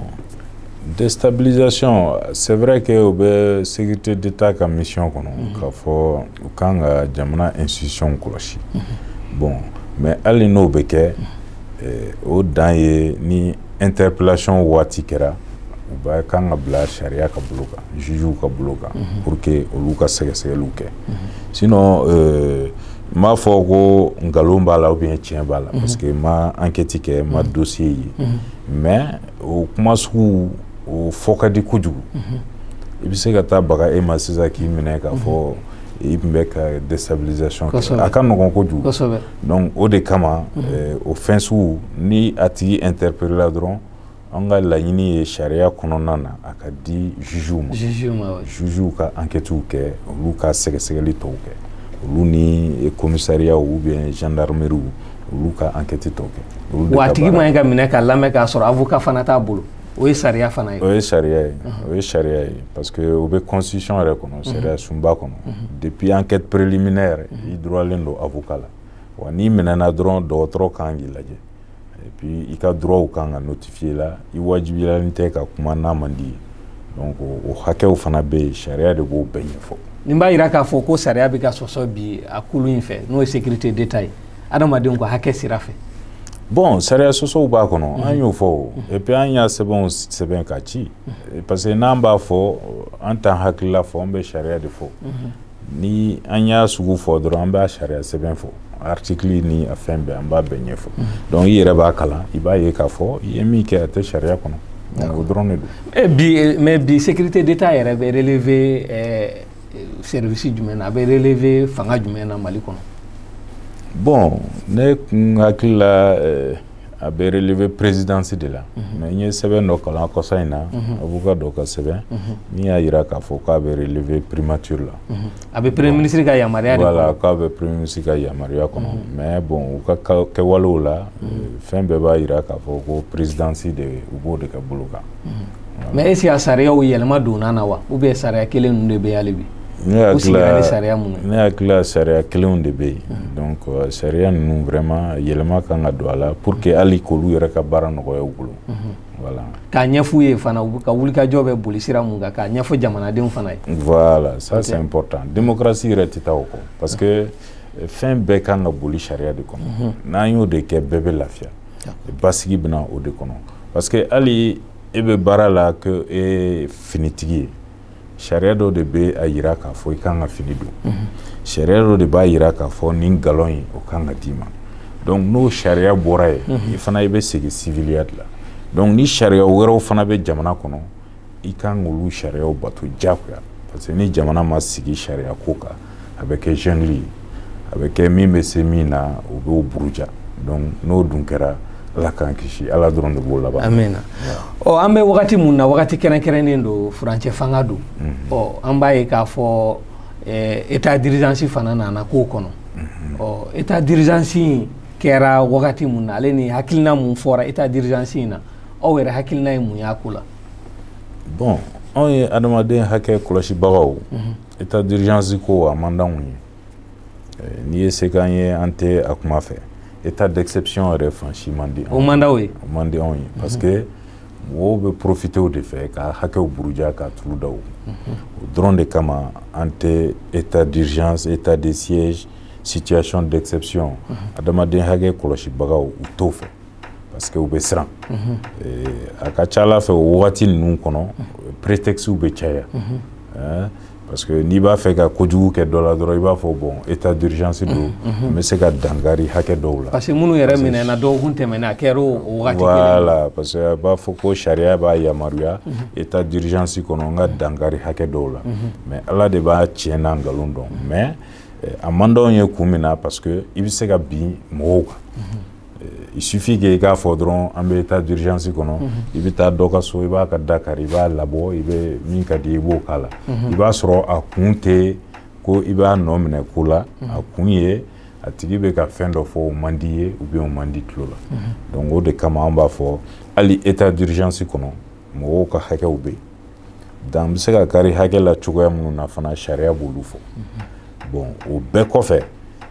principe dɔ bɛ fɔ o ma principe dɔ bɛ yen a bɛ fɔ a ma ko triptyque légalité nécessité proportionnalité c'est-à-dire pour que état d'urgence kɔnɔ i ka se ka dankari hakɛ dɔ la il faut que sariya dɔ ka jira k'a fɔ dan bɛ se ka kari o hakɛ la état d'urgence kɔnɔ légalité filanan ye min ye nécessité il faut que a ka sɔrɔ k'a fɔ e bɛna dankari a ka hakɛ la cogo min o dɔrɔn de ye moyen ye pour que e b'a fɛ ko min ka bali o ka bali o fɔ ma nécessité donc labannan ye min ye o proportionnalité il faut que e ka action ye ani ale ye fɛn min kɛ u ka surunya ɲɔgɔn na intérêt la ni bonya la i n'a fɔ par exemple an ye marifatigi min bɛ marifa ci manifestant bolo la proportionnalité foyi t'o la i bɛ se k'a tigi minɛ i bɛ se ka matrakiw bɛ se ka kɛ ka maintien d'ordre kɛ mais proportionnalité foyi tɛ ka marifa ci manifestant bololankolon na voilà donc o jateminɛw fana bɛ yen sariya y'olu bɛɛ labila k'olu kɛ pour que k'a yira k'a fɔ état d'urgence kɔrɔ tɛ n bɛ se ka dankari hakɛ bɛɛ la. Mais état d'urgence décret mun taara ministre de l'administration territoriale fɛ aw ka jateminɛ kɛra mun ye décret in kɔnɔ ani sariya bɛ taa wa? Bon décret in u y'a fɔ k'a fɔ a bɛ décret kɔrɔ dɔ de rappeler 2015 sariya bɛ état d'urgence ka Mali la o minnu kan ka kɛ état d'urgence kɔnɔ dan bɛ se ka kari hakɛ minnu na état d'urgence kɔnɔ olu bɛɛ perepere-latigɛlen don donc mais n'i ye fɛn wɛrɛ de fara o kan donc o de y'i bɔlen ye sariya. Parce que an ka kulu wulila kunnafoni la kulu wulila k'a yira k'a fɔ ko dantɛmɛ walew kɛra a kɔnɔ mun ka ɲɛsin kunnafoni di sira ma. Bon dantɛmɛ walew kunnafoni a bɛ f'o ma liberté de presse. Liberté de presse ale bɛ liberté d'expression kɔnɔ liberté d'expression fana bɛ liberté d'esprit kɔnɔ donc o ye droit ye droit minnu jɔyɔrɔ ka bon kosɛbɛ démocratie la donc dan man ka kari olu la fo n'a sɔrɔ a tigi fana donna dɔ ka hakɛ kɔnɔ donc délit de presse bɛ yen k'a fɔ journaliste fana man ka fɛn minnu kɛ olu bɛɛ dɔnnen don donc n b'a fɛ ka min fɔ dɔrɔn nin baara in a ka nɔgɔ parce que sariya de bɛ a bɛɛ perepere-latigɛ mɔgɔ si tɛ se ka na k'i b'i hakilila don papier dɔ kɔnɔ ko ka dantɛmɛ wale kɛ n'i y'a kɛ dɔrɔn a bɛ dɔn wa n'a dɔnna vraiment an bɛ rapportw k'a kan an b'a dénoncer n'a kan ka se yɔrɔ min hali ni jamana kɔ kana don a bɛ lase. Mais aw yamaruyalen don ka décret attaquer wa n'a bɛ sariya sɔsɔ? Bon an yamaruyalen don parce que fɛn dɔ b'an ka sariya kɔnɔ a bɛ fɔ ko an droitlen don ka plaintew reçoit an droitlen don ka enquêtew kɛ adamaden hakɛ buruja sira bɛɛ fɛ an droitlen don fana ka mesure bɛɛ ta entreprendre toute mesure pour mettre fin aux violations constatées. Donc toute mesure kɔnɔ fɛn bɛɛ b'o kɔnɔ donc tant que hakɛ buruja bɛ yen ni fɛn fɛn bɛ se ka kɛ pour que ka hakɛ buruja dabila an yamaruyalen don an k'o kɛ. Mais aw bɛ deli k'o kɛ wa? Parce que Mali kɔnɔ an b'a ye k'a fɔ bɛɛ bɛ kuma de aw yɛrɛ an maliyɛn caman jigi b'aw de kan ka da aw kan aw de ye adamadenw ka sariyaw kɔlɔsibagaw ye ni aw y'a ye k'a fɔ ko sariya bɛ ka sɔsɔ wagati min est-ce que o wagati tɛ aw fana wuli kuma ye? Bon o wagati ye an wuli kuma ye mais nuance dɔ b'a yɔrɔ la c'est à dire an ka baara ye adamadenw ka hakɛ ye ni fɛn fɛn bɛ se o ma k'a b'o buruja an m'a occupé o la mais sariya de façon générale sariya dɔw bɛ yen bon i b'a sɔrɔ a tɛ adamaden hakɛ kan bon peut-être que o sariya kan ka bato diyagoya démocratie la mais anw banbalen don sariya minnu bɛ ɲɛsin adamadenw ka hakɛ ma a ka ca ala fɛ sɔnni an ka se tribunal kow ma an b'a ɲini ka a ministre n'a ye fɔlɔ demande d'audience an b'olu ci n'an n'u ye ɲɔgɔn ye an bɛ ɲɔgɔn kuma ɲɔgɔn ya donc ni faamuyali sɔrɔla an bɛ dan ye n'o ma bɔ an bɛ lettre ci n'an ye lettre ci an b'a yira k'a fɔ bon nin ko in kɛra nin papier in taara a tɛ sariya kɔnɔ donc n'a bɛ se ka yɛlɛma cogo min k'a ladila a y'a ladila ten n'o fana ma bɔ de an bɛ se ka se fo tribunal saisiw ma aw bɛ tɛmɛ sira wɛrɛw fɛ an bɛ tɛmɛ sira caman fɛ k'a ɲini k'a dilan k'a sɔrɔ dugu jukɔrɔ k'a sɔrɔ mɔgɔw yɛrɛ ma bɔ a kalama an b'a ye k'a fɔ toujours état d'urgence kelen conseil des ministres laban mun kɛra o ye projet dɔ ta k'u bɛna dɔ fara a kan an b'a dɔn sariya sira fɛ sarasunba y'a fɔ k'a ka ɲi ka tɛmɛ assemblée ka sira fɛ assemblée tɛ yen bi commission mun fana ka ɲi ka état d'urgence fana décréter o commission fana tɛ yen bi ka d'a kan assemblée ka mɔgɔ ka ɲi ka k'a kɔnɔ est-ce que o fana bi o yɔrɔ bɛ faamu wa? non a tɛ faamu o ye sariya sɔsɔ ye o ye sariya sɔsɔ ye o man ka kɛ parce que ni fɛn min tɛ sariya kɔnɔ n'i y'a kɛ i y'i hakilila de kɛ donc vraiment adamaden hakɛ la o tɛ se ka kɛ voilà. D'accord bi toujours furancɛ fanga ye wagati la an b'a dɔn k'a fɔ ko caman bɛ sen na mɔgɔ sera aw ma fana dantɛmɛ walew la nin wagati in na ka ɲɛsin sira wɛrɛ kan wa? bon mɔgɔ sera an ma c'est à dire minɛni minnu yɛrɛ kɛra fɔlɔ o hukumu kɔnɔ mɔgɔw sera an ma donc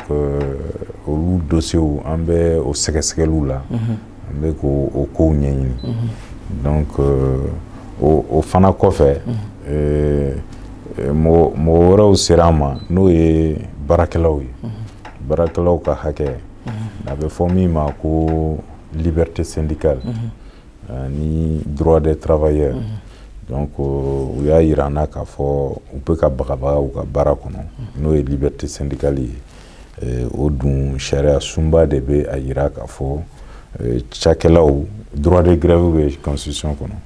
cakɛlaw n'u ma content u bɛ se k'u ka nisɔngoya jira ni baara minnu ye grève kow b'o kɔnɔ liberté syndicale b'o kɔnɔ donc u y'a jira an na k'a fɔ bagabaga bɛ ka taa ka ɲɛsin u ma u ka hakɛw bɛ ka buruja o sira fɛ donc o dossier fana b'an bolo an bɛ k'o fana kɔlɔsi parce que o ko bɛ se ka taa se fo bureau international du travail ma fo ka taa se organisation internationale du travail ma donc a sɛbɛnw bɛ se ka se fo o niveau la ni dama kare a la joona donc o dossier de b'an bolo ka ɲɛsin waati n'a cogoya ma syndicat ka dossier voilà baarabila hukumu kɔnɔna na sariya mun dilen b'u ma voilà o la sa an bɛna an da don sisan kumakun dɔ la n'o ye esclavage ko ye jɔnya wale an b'a ye k'a fɔ san laban in na kuma cayara kosɛbɛ kɛrɛnkɛrɛnnenya la Kayi région kɔnɔna na an bɛ fɛ k'a dɔn aw yɛrɛ hakilina ye mun ye bi nin wale in na mun kuma bɛ ka fɔ bon hakilila wɛrɛ t'an na sariya kɔ komi y'a f'i ɲɛna cogo min an ka baara ka nɔgɔn an bɛ sariya baara kumakan de fɔ sariya y'a jira k'a fɔ jɔnya tɛ se ka waleya Mali kɔnɔ wa jɔnya tɛ waleya diɲɛ fan si convention internationale signé la kabini 1904 jɔnya ko a dabila la donc an tɛ se ka faamuya k'a fɔ hali bi an ka jamana kɔnɔ ko dɔw de bɛ jɔnya ta ka se u maliyɛn ɲɔgɔn ma et puis a bɛ ka kɛ yɔrɔ min na a ka ca Ala fɛ a mɔgɔw u bɛ taama kosɛbɛ u bɛ taama u bɛ taa tubabuduguw la n'u taara tubabuduguw la hali ni tubabu y'a ɲɛŋunu tigɛ o la u b'a fɔ ko racisme u b'a fɔ ko u b'u ka droit dɔn racisme u bɛ kule u bɛ fɛnw kɛ mais n'olu de segira olu bɛna k'u bɛ jɔnya waleya u maliyɛn ɲɔgɔn kan an hakili ma se k'o de faamuya fɔlɔ sariya yɛrɛ sɔsɔli kɔfɛ o kɔfɛ a ko bɛ ka kɛ dantɛmɛ ye ka se yɔrɔ la n'a fɔra ko minnu banna k'u tɛ jɔn ye tun u bɛ bin u kan u b'u bugɔ u bɛ dɔw yɛrɛ faga septembre kalo tɛmɛnen tile kelen u ye mɔgɔ 4 bugɔ k'u faga ko simplement u banna jɔnya wale ma donc an ko démocratie jamana kɔnɔ o bɛ se ka kɛ cogo di mɔgɔw k'u sigi k'o lajɛ donc an ka wuli ka jɔ ye o de ye mais an t'a kɛ ni kɛlɛ ye fɔlɔ an y'a fɔ a bɛ se ka kɛ dɔw ye u t'a faamu hakilikow don u t'a faamuya k'a fɔ diɲɛ bɛ yɔrɔ min na bi nin ko sugu tɛ se ka waleya donc ni ɲɛfɔli kɛr'u ye sensibilisation ka s'u ma k'a ɲɛf'u ɲɛna vraiment u kana nin kɛ parce que a maɲi u yɛrɛ ka sigida ma a maɲi u yɛrɛ ma a maɲi jamana ma caman bɛ se ka faamuya o sira fɛ mais ni minnu m'a faamuya o sira fɛ n y'a fɔ état de kan ka bɛɛ ka hakɛ d'i ma donc état tɛ se k'i sigi k'a lajɛ k'a fɔ maliyɛn dɔ bɛ ka maliyɛn dɔ kɛ jɔn ye ka jɔnya minɛ ka bugɔ ka bana ou bien k'a faga état sigilen ɲɛna o de ye hakɛ buruja belebeleba yɛrɛ ye donc o kɔfɛ fana an ye stratégies fɔ a ko bɛ se ka nɔgɔya cogo min ou bien a bɛ se ka kɛlɛ cogo min jɛkulu a bɛ taa se jɛkulu 15 ma olu bɛɛ ɲɛsinnen don jɔnya kɛlɛli ma donc o ɲɛmɔgɔya taara ka di ne yɛrɛ ma CNDH la a bɛ fɔ a ma CONALEM coalition nationale de lutte contre l'esclavage donc an bɛ sigi ka fɔw kɛ an bɛ hakili falenw kɛ an y'a yira k'a fɔ an bɛna taa lajɛba dɔ yɛrɛ kɛ Kayi a ko kama pour que ka bɛɛ wele ka bɛɛ sigi an ka ɲɔgɔn kuma ɲɔgɔnya vraiment jamana mago tɛ nin fɛn sugu la bi an ka kɔrɔnfɛla tiɲɛna degun bɛ ka don centre la fo ka se Segu ma ni Kayi fana ni degun wɛrɛ wulila ye o sugu de ka di jatigɛ wale mɔgɔw ye u bɛna taa se ka kɛ minnu diminen don minnu ka hakɛw burujɛra olu bɛ se ka taa don terrorisme ka tɔn na tugun a bɛ kɛ tiɲɛni wɛrɛ ye jamana kɔnɔ donc o bɛɛ b'a ko la mais a mɔgɔ dɔw sera u ma wagati dɔ la aw ka bilasirali kɛra jumɛn ye ka ɲɛsin u ma u sera an ma Kayinɛrɛkaw u bɔra u ka dugu la k'u gɛnna ko parce que k'u banna jɔnya ma a bɛ taa se mɔgɔ 100 hakɛ ma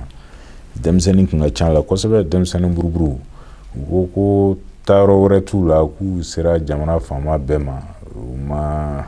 nisɔndiya sɔrɔ ko taayɔrɔ kelen min b'u la o ye anw ka yɔrɔ ye donc u nana car la directement u jiginna anw fɛ yen bon komi an ka bureau la siyɔrɔ ni fɛn tɛ yen donc an ye kaba don an wulila k'an jɔ ka ministre wele a wagati ministre de la justice ni ministre de la solidarité donc olu ye mɔgɔw bila ka na pour que k'an dɛmɛ ka taa n'u ye centre mobile la u ka tile damadɔ kɛ sɔni ɲɛ ka sɔrɔ olu segili ko la donc an y'o wulikajɔw de kɛ a wagati an ye sɛbɛnw kɛ ka kumakanw di radios ni journaux la pour que k'a ko dénoncer bon kɔfɛ ministre de la justice ye délégation labɛn pour que ka segin n'u ye ka taa n'u ye ko ka taa fɔ ka bɛn kɛ mais o fɔ ka bɛn ma sira sɔrɔ dɔw tora yen mais dɔw tilala ka segin ka na n b'a fɛ k'a fɔ dɔrɔn a ko ma ban halisa mais a ko dɔw taara fana justice la ko dɔw ta ko caman yɛrɛ bɛ justice la ko caman bɛ yen puis an ye avocat ta a dɔw ye avocat bɛ ka procédure suit waati la yɛrɛ an ka wulikajɔ senfɛ ministre yɛrɛ ye circulaire kɛ k'a fɔ procureur ye u kana ko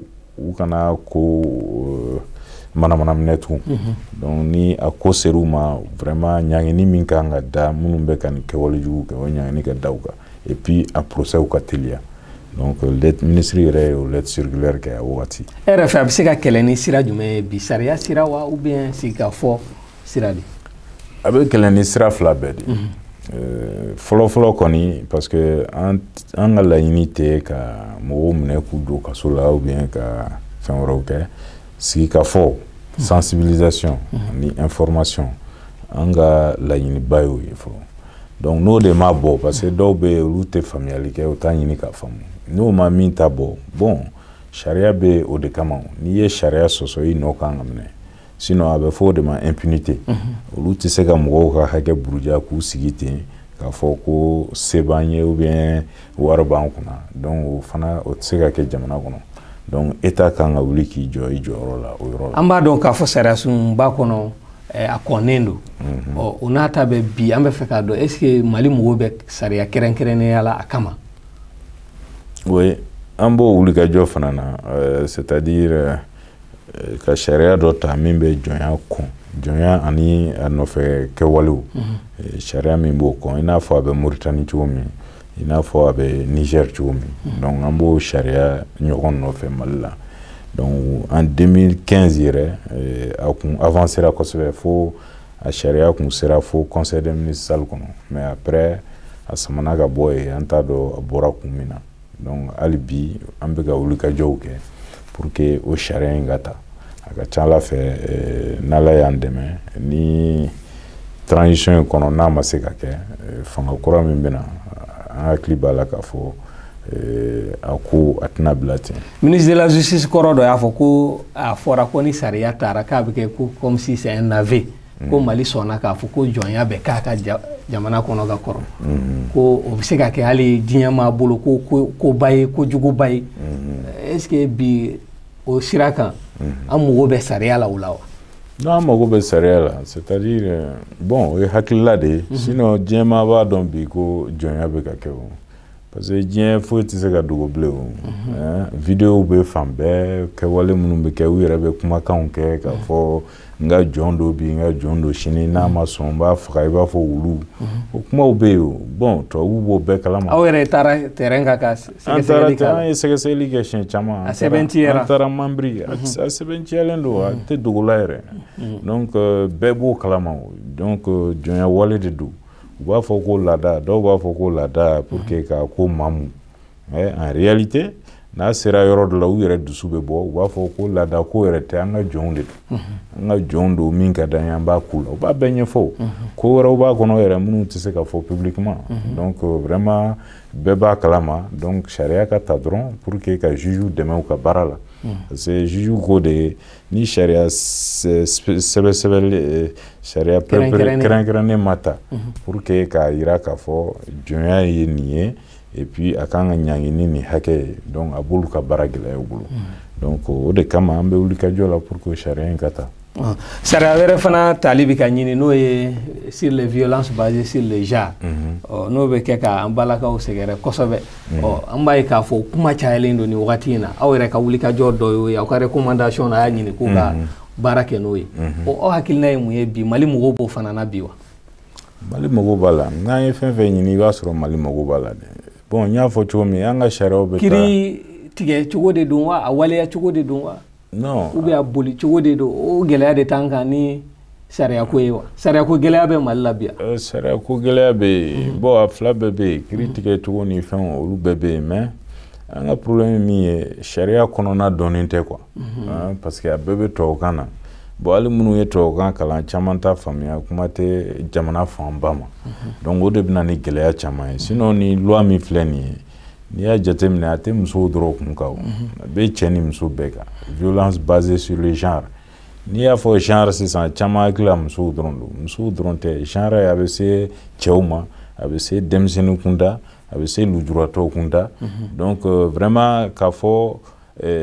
i man ka bila ko dɔw la société kɔnɔ ka sababu kɛ dɔrɔn k'a fɔ i ye cɛ ou bien i ye muso ye genre yɛrɛ kɔrɔ y'o de donc ko min bɛ se ka ɲangata las'i ma k'a yira simplement k'a fɔ parce que i ye cɛ nin bɛ k'i la ou bien ka i ye muso ye nin bɛ k'i la ou bien i ye denmisɛnnin ye nin bɛ k'i la donc o genre yɛrɛ kɔrɔ y'o de ye kuma bakurunba fɔ la donc ni sariya in kɔnɔna ɲɛfɔra mɔgɔw ye ka ɲɛ a ka ca Ala fɛ u b'a faamuya k'a fɔ ko kojugu tɛ a bɛ cɛ kunna a bɛ cɛ kunna a bɛ muso kunna a bɛ denmisɛnnin kunda a bɛ lujuratɔ kunda donc mais généralement mɔgɔw bɛ titre ta dɔrɔn u t'a faamuya bon minnu fana bɛ a fɛnw kɛ u tɛ ɲɛfɔliba kɛ a ko la donc sensibilisation ba de kan ka kɛ ka ɲɛfɔliw kɛ mɔgɔw ye jamana fan bɛɛ pour que mɔgɔw ka faamuya parce que n ye dɔw ka kumakan mɛn kan u b'a fɔ de ko a fɔra an ye cogo min bon a fɔra u ye cogo min u y'a lamɛn radio dɔw ka cogo min k'a sɔrɔ o tɛ sariya kɔnɔna yɛrɛ donc minnu bɛ sariya kɔnɔna dɔn f'olu de ka wuli ka se u ma ka ɲɛ f'u ye k'a fɔ a kɔrɔ tɛ ka muso bila cɛ sanfɛ vraiment hakɛ kow dɔrɔn de don voilà d'accord an b'a ye k'a fɔ gɛlɛya dɔ fana adamadenw ka hakɛ kɔnɔ o ye bi prison kɔnɔna ye an b'a ye k'a fɔ prison falen don kosɛbɛ prison jɔra hakɛ mun kama o tɛmɛna Bamakɔ ta yɛrɛ misaliya ye a fɔra ko maa 300 ɲɔgɔn k'a jɔra o kama ni ma fili ko bi mun b'a kɔnɔ a ka ca ni maa 20 ni kɔ ye ɔ fo 8,000 ou bien joli a t'o bɔ ina ɲɛfɔli ka ye o gɛlɛya kɔnɔ bi aw bɛ ka mun kɛ parce que bi ma bila kuma fɔli la bi ma jamana marabagaw bila fɔli la mun bɛ ka k'o sira fɛ bon o sira fɛ a ka baara in ka gɛlɛn parce que hali an bɛ don min na i ko bi i b'a sɔrɔ juge d'instruction dɔ ye mandat de dépôt 3 ou bien 4 bila dɔ kan k'o bila ka taa don o don mɔgɔw bɛ ka taa don o don mɔgɔw bɛ taa kaso la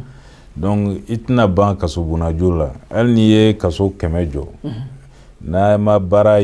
kɛcogo yɛlɛma a bɛɛ bɛ fa donc o la o baara kunba bɛ jugew de kan juge d'instruction parce que fɛn dɔw bɛ yen olu ma se kaso bunnadon na donc a fɔ yɛrɛ code de procédure pénale kɔnɔ k'a fɔ l'emprisonnement et l'exception le principe c'est la liberté donc mɔgɔ yɛrɛ man ka don kaso la n'a sɔrɔ kun perepérela dɔw t'a la kun kɛrɛnkɛrɛnlen dɔw t'a la olu ɲɛfɔlen don olu kun de kama mandat de dépôt bɛ se ka da mɔgɔw kan ka taa n'u ye kaso la mais ni filɛ ni galama cira ɲɔgɔn na ka mɔgɔw bila ka taa kaso la donc an tɛ ban o kasojɔ la hali n'an ye Mali fan bɛɛ kɛ kaso ye a bɛɛ bɛ fa donc il faut que sigi ka fɔ ka kɛ o kow de la an ka lajɛ ɲɔgɔn bolo pour que fɛn min ye kaso bunnadon kun ye o ka taa kaso la fɛn min tɛ kaso bunnadon kun ye dɔw bɛ u dɔnnen don u sigida la u tɛ boli bon u nɔ bɛ se ka minɛ k'a sɔrɔ u ma taa kaso la donc o fɛnw caman bɛ yen mais ni sigikafɔ kɛra ani jugew ni ɲɔgɔn cɛ pour que an ka hakililaw falen a ka ca Ala fɛ o de bɛ se ka belebeleba bɔ surpopulation carcérale la sinon kaso bon jɔ tɛ a solution ye a yira la k'a fɔ ko dɔw fana bɛ kɛ ɲinakɛ b'u kɔ o kaw bɛ yen hali bi wa o kaw caman bɔra la an ka wulikajɔw senfɛ sinon effectivement i b'a sɔrɔ dɔw tun bɛ yen bɛ san 6 k'u ka dossier tununa anw yɛrɛ mɔgɔ 9 ɲɔgɔn ou bien mɔgɔ 10 an ka wulikajɔ dɔ senfɛ u ka dossier ɲinina ka dɛsɛ a ma ye u bɛ kaso kɔnɔ yen mɔgɔ t'a dɔn dossier min y'u lase hali bi u bɛ yen an y'u labɔ u labɔra an ye procureur général saisi procureur ye fɛn ta décision ta k'u labila parce que minɛkun t'u la ye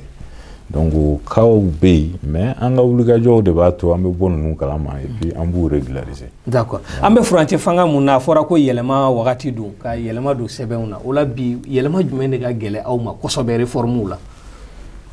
bon yɛlɛma min ka gɛlɛn an ma an y'a fɔ kabi bi ma se o régime ko tɛ waati ko tɛ adamadenw ka hakɛ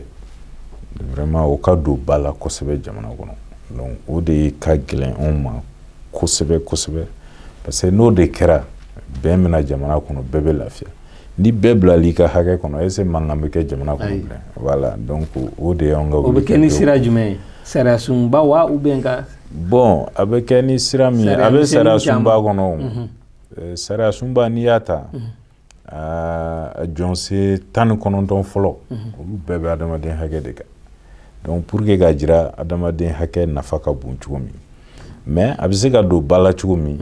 i n'a fɔ cakɛdaw bɛɛ la ka service dɔ prévoir ou bien ka mɔgɔ dɔ prévoir min ɲɛsinnen don a ɲɛfɔli ni a kɔlɔsili ma donc o b'a to a bɛ gɛrɛ faamaw la faamaw b'a faamuya kosɛbɛ sinon ministère dɔw bɛ yen a bɛ yen an ka point focalw bɛ yen hali kɔsa in na an ye cadre dɔ créer pour que an ni finitigilakaw dɔw an ka se ka sigi an ka to ka ɲɔgɔn ye pour que u ka adamaden hakɛ faamuya hali guerre sira fɛ parce que hali guerre sira fɛ hakɛw bɛ yen a bɛ fɔ o ma droit international humanitaire a daminɛ mɔgɔw tun t'a faamuya u b'a fɔ bon a bɛ taa terroristes fana ka hakɛ défend ka da mun kan an b'a fɔ droit international humanitaire sariya hali an balima sirasiw a b'u kɔlɔsi parce que a b'a jira k'a fɔ kɛlɛkɛyɔrɔ la n'i ye marifa bila mɔgɔ man k'i faga tugun mɔgɔ man ka dankari la tugun bon médecin voilà ou bien médecin minnu bɛ kɛ kɛlɛkɛyɔrɔw la croix rouge mɔgɔw man ka se olu ma i n'a fɔ population civile mɔgɔ man ka se olu fana ma donc o règles bɛɛ bɛ yen hali guerre la o bɛ yen kuma tɛ sariya bɛ hali kɛlɛ kɔnɔ voilà hali kɛlɛ kɔnɔ kuma tɛ k'a fɔ an bɛ vie civile kɔnɔ ko état d'urgence ou bien état d'exception o tɛ se ka kɛ ko sariya t'o kɔnɔ k'a fɔ ko adamaden hakɛ t'o kɔnɔ d'accord an b'a ye k'a fɔ sariya yɛlɛmani sira ye kulu dɔ ye mun ye conseil national de transition ye n'o bɛna assemblée jɔyɔrɔ fa o conseil national de transition sigira an b'a dɔn aw ka laɲini caman n'a ka ɲi ka kɛ a ka ɲi ka tɛmɛ o sira fɛ aw ka mɔgɔ bɛ yen bi yan bon an kun t'a fɛ ka n da don o kuma ninnu na mais adamaden hakɛ tɔpɔtɔli mɔgɔ dɔw b'a kɔnɔ mɔgɔ dɔw b'a kɔnɔ n bɛ se k'o dɔrɔn de fɔ mais mɔgɔ ma ta CNDH tɔgɔ la non mɔgɔ ma ta CNDH tɔgɔ la mais kulu mun sigilen filɛ nin ye aw yɛrɛ fɛ u bɛ se ka baara kɛ bi ka kɛ maliyɛnw sago ye wa bon an bɛ laɲini de kɛ u ka se ka baara kɛ bon sinon a sigira cogo min bɛɛ b'a kalama bɛɛ y'a ye k'a fɔ a kɛra cogo min a ma kɛ nɔgɔya la et puis a ma kɛ sariya kɔnɔ mais maliyɛnw ka laɲini ye min ye bi Mali ka bɔ dingɛ in kɔnɔ jamana ka bɔ dingɛ in kɔnɔ parce que dɔw b'a fɔ ko an ka transition dɛmɛ an ka nin dɛmɛ o tɛ an bɛ Mali de dɛmɛ Mali y'an bɛɛ de ta ye tout à fait donc mɔgɔ ko tɛ jamana ko de don jamana dun ye bɛɛ de jɛ ye donc n'an bɛ ko o ko kɛ an b'a fɔ an ka jamana de dɛmɛ et puis an bɛ dugawu kɛ de a ka ɲɛ pour que jamana ka se ka bɔ nin lahala la d'accord a kun ka di ye ka fɛn dɔ fɔ ni ma ɲininkali k'i la mun na wa jamukan in kɔnɔ aw ka baara kɔnɔna na bon je pense que an ye caman fɔ an ye caman fɔ an b'a ye k'a fɔ an bɛ san kura daminɛ na i ka sanbe ka ɲɛsin maliyɛnw ma ouais bon sanbe bon ka vraiment kɛnɛya na jamana kɔnɔ surtout bana jugu min b'an kun ka n'a bɛ fɔ a ma ko coronavirus k'an kisi a basi ma ka maliyɛn bɛɛ kisi a basi ma cɛ n'a muso denmisɛnnin makɔrɔba o tɛmɛnen kɔfɛ degun min bɛ jamana kɔnɔ ala ka a degun a ban pewu an mɛnna degun kɔnɔ n'a bɛ fɔ min ma ko crise multidimensionnelle kabi san 2012 an bɛ tɔrɔkɔ la donc ni min ma fara ka o tɛ bɔ a la donc vraiment ka dugawu kɛ san kura in ka kɛ hɛrɛ ye jamana ma jamana ka se ka bɔ nin dingɛ in kɔnɔ o kɔfɛ basigi kana jamana kɔnɔ jamanadenw ka se ka fara ɲɔgɔn kan san y'a jateminɛ k'a fɔ ko dɔw bɛ yen u hakili la ko n'u ye mɔgɔw fara k'u kɔ don ɲɔgɔn ma k'o de ka ɲi jamana ma o man ɲi jamana ma an bɛ laɲini kɛ plutôt pour que jamanaden bɛɛ ka fara ɲɔgɔn kan bɛɛ ka se k'i bolo di ɲɔgɔn ma bɛɛ k'i ɲɛsin jamana yiriwali ma donc o samɛ de bɛ n bolo k'a fɔ k'aw yɛrɛ fo k'aw waleɲuman dɔn o ka cɛsiri la hali bi a ka continuer nin fɛ parce que démocratie tɛ se ka kɛ démocratie ye ni presse tɛ parce que aw de bɛ kunnafoni di aw jɔyɔrɔ ka bon kosɛbɛ o baara la o de kama an tɛ tulonkɛ aw ka ko la n'a fɔra ko dangarila aw ka hakɛ la a bɛ komi dangarila anw yɛrɛ ka hakɛ la parce que an kumakan tɛna se mɔgɔw ma n'aw tɛ donc k'aw fo k'aw waleɲuman dɔn k'a ɲini bɛɛ fɛ bɛɛ k'i ɲɛsin adamaden hakɛ ko ma mɔgɔ ko tɛ faama ko tɛ fantan ko tɛ a ko bɛ se ka se bɛɛ ma don dɔ la aw yɛrɛ y'a ye kɔsa in na fo présidence ɲɛmɔgɔw bin taara kɛ olu kan yɔrɔ o bɛ kɛ yɔrɔ yɔrɔ kuma tɛ jamanaden tɔw ma donc an bɛɛ ka wuli k'an cɛsiri an ka adamadenw ka hakɛ an ka kɔlɔsi an ka tɔbɔtɔ o la président fana b'i fo kosɛbɛ k'a yira k'a fɔ an fana an b'an ka ko kɛ ka da sariya de kan ni sariya fɔra dɔrɔn a lafasabagaw n'a kɔlɔsibaga ye aw ye o b'a yira k'a fɔ an b'an sɛmɛ aw de la k'an ka baara fana kɛ o la an bɛ dugawu kɛ ni an ka san émission fɔlɔ ye ka dugawu kɛ ala ka san kura hɛrɛ caya gɛlɛya o gɛlɛya n'an y'a ye san tɛmɛnen kɔnɔ ala k'an kisi a ma ala k'a kɛ basigi san ye ala k'a kɛ bɛn san ye ala k'a kɛ keleya san ye o la ala ka san wɛrɛ yira an kɛnɛ na bonne heureuse année 2020 kan bɛɛ an ka bi mɔgɔ wele kun ye Agibu Buware ye commission nationale des droits de l'homme o ɲɛmaaba ni ma fili aw ye faamuyali caman sɔrɔ adamadenw ka hakɛ ko kan an b'a fɔ ala k'an bɛn a ɲɔgɔnna wɛrɛ ma assalam merci beaucoup